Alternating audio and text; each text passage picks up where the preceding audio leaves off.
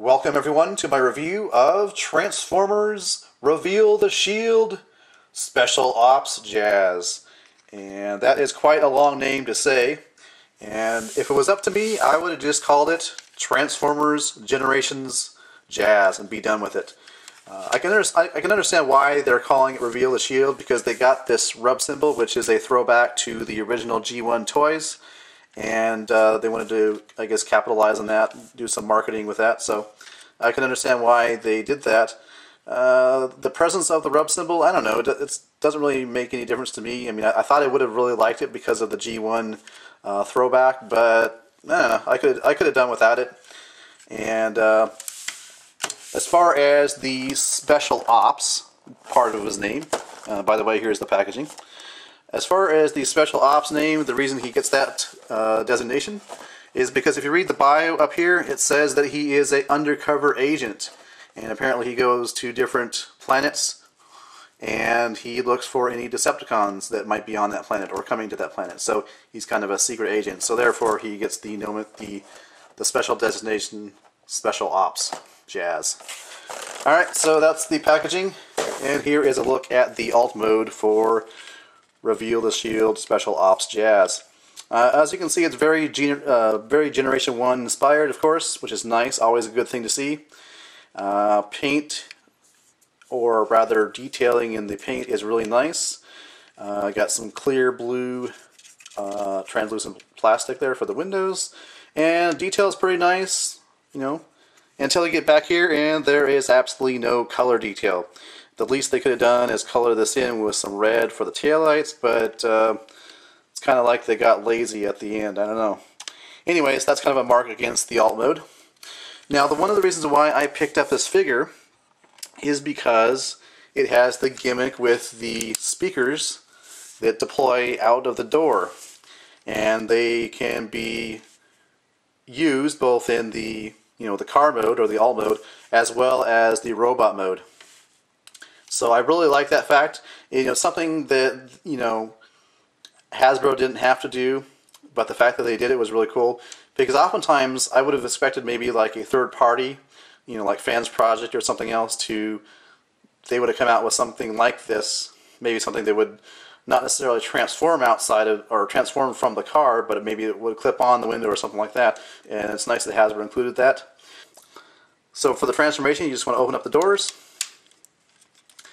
And then what you want to do is you want to make sure you take out the weapon and set that to the side for now. And then what you want to do is you want to take the rear of the car, fold out the legs, separate the legs, take out the feet and the heel section for both legs. And then what you're going to do is you're going to take the rear section of the car, you're going to rotate it up like that, and then reposition the foot. So you've got it at that angle there. And just do the same thing over here. Now if you leave it like this, at this position here, and you don't fully rotate it up, what you've got is this big gap in here. See the difference between this one here that's properly transformed and this one has a big gap in there. If you actually rotate it farther, like you're supposed to, and then rotate the feet around, it actually fills in that gap better than if you had not done that. So there is the feet and legs. And as for the arms, take them up like this. And then the neat part of this transformation is if you watch this hood section here, as I'm pulling apart the arms and the shoulders, you can see how that kind of caves in, and what that does is it allows the head here to come through that opening. So you can see here how that's going to work coming up, and there is the dramatic head reveal.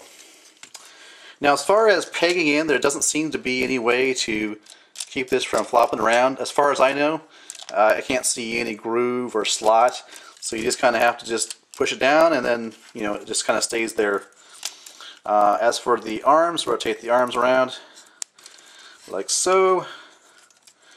And here is Reveal the Shield Special Ops Jazz in his robot mode. Looking really good, really G1. And as I mentioned before, if you want to, you can deploy out these speakers for robot mode, and that's just up to you. I personally like the speakers deployed in car mode better, but that's just my personal preference. So yeah, looking very good. Here's a look at the head sculpt. You can see how he's got kind of a smirk or a frown on it. You can see how the lines for his mouth are formed. I like that because it gives a little character to the actual head sculpt for the robot for Jazz. So yeah, looking really cool. As far as articulation, rotation at the head, it's on a ball joint. Shoulders are on a ball joint, band at the elbow, swivel at the wrists. There actually is waist articulation, as you can see. Legs themselves, they're not really on a ball joint per se, I don't think. You can see the joint there, maybe. But you can see what it can do. Forward, back, out. Oh, the one thing I forgot to do, I need to move this up.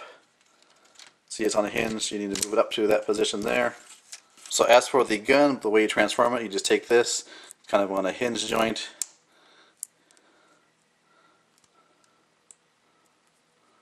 Like that.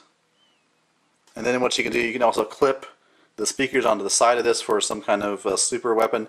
I kind of prefer it like this, just looks more of like what G1 Jazz would have. And it does fit rather nicely in the hands. Once again, the hands are sculpted rather nicely. You can see it does have a circular shape on the palm of his hand, but the rest of the hand is, you know, sculpted like a natural hand, so that's really nice. So you've got his gun there. So final verdict on Transformers Reveal the Shield Special Ops Jazz. It is a really nice figure. I like it for three main reasons. One is it is a nice homage to Generation 1 Jazz. The second reason is it fits well with other Autobot Universe Classics figures, as you can see here with Sideswipe and Mirage. And thirdly, I do like the speaker gimmick. If you recall, there are a couple episodes when Jazz deploys his speakers, and I like the fact that the toy references certain episodes from the Generation 1 Transformers cartoon. Always good to see, and always good to see that Hasbro is willing to put a little effort into adding a meaningful gimmick like that.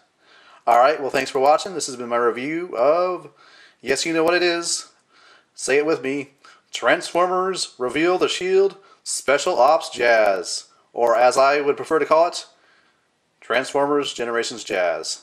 Thanks for watching.